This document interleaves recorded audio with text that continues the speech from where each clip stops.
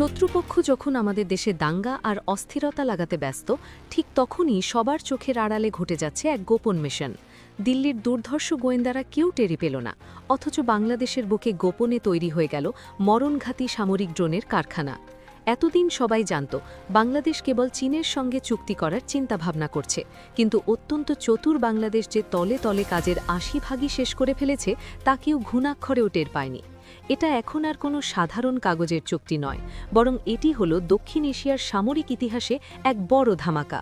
স্বৈরাচারের পতনের পর যারা ভেবেছিল বাংলাদেশকে খুব সহজেই দাবিয়ে রাখা যাবে, তাদের বুকের ভেতর এখন তখনই শুরু হয়ে গেছে $৫৫ মিলিয়ন এই গোপন প্রজেক্ট।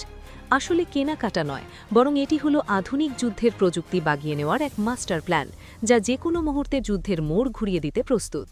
ভারতের দাদাগিরি আর সীমান্তে চোখ রাঙানি উপেক্ষা করে বাংলাদেশ কিভাবে হয়ে উঠছে এশিয়ার নতুন ড্রোন সুপার, এবং কেন এই খবরে ভারতের কলিজা শুকিয়ে যাচ্ছে তা নিয়ে থাকছে আমাদের আজকের বিশেষ প্রতিবেদন। ভারতের কুখ্যাত গোয়েন্দা সংস্থা নিজেদের দক্ষিণ এশিয়ার হর্তাকর্তা মনে করে। তারা এবার বাংলাদেশের মাটিতে এমন এক ধোঁকা খেল যা তারা স্বপ্নেও কল্পনা করতে পারেনি। ওরা যখন ঢাকায় অস্থিরতার ষড়যন্ত্রের জাল বুনতে ব্যস্ত, ঠিক তখনই বাংলাদেশ সেনাবাহিনীর চৌকস অফিসাররা চীনের সাথে গোপনে ইতিহাসের অন্যতম বড় সামরিক ডিউটি সেরে ফেলেছে। এটি কোনো ছোটখাটো কেনাকাটা নয়, বরং প্রায় ৬,০৮০ কোটি টাকার এক বিশাল প্রকল্প, যা সম্পূর্ণ নীরবে বাস্তবায়িত হয়েছে। আন্তর্জাতিক সামরিক বিশ্লেষকরা একে বাংলাদেশের এক ধূর্ত এবং সেনা চাল হিসাবে দেখছেন। কারণ শত্রু যখন আপনাকে দুর্বল ভাবছে, ঠিক তখনই আপনি শক্তির চূড়ান্ত প্রস্তুতি নিচ্ছেন। এই পুরো প্রজেক্টের মোট মূল্য $৫৫ মিলিয়ন বা বাংলাদেশি টাকায় প্রায় ৬,০৮০ কোটি টাকা। এর মধ্যে সবচেয়ে বড় অংশ, অর্থাৎ প্রায় ৫,০৭০ কোটি টাকায় খরচ হচ্ছে সরাসরি চীন থেকে অত্যাধুনিক যন্ত্রপাতি আমদানি এবং ড্রোন তৈরির প্রযুক্তি বা টেকনোলজি ট্রান্সফারের জন্য।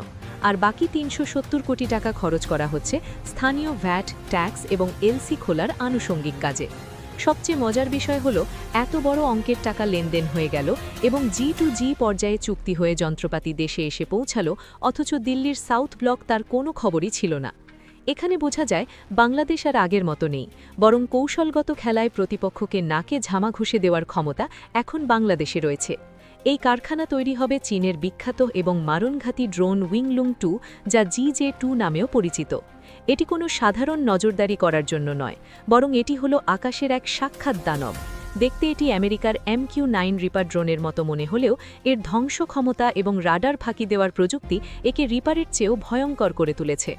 এতদিন এই ড্রোন কেবল চীনের পিপলস লিবারেশন আর্মি ব্যবহার করত, এবং তারা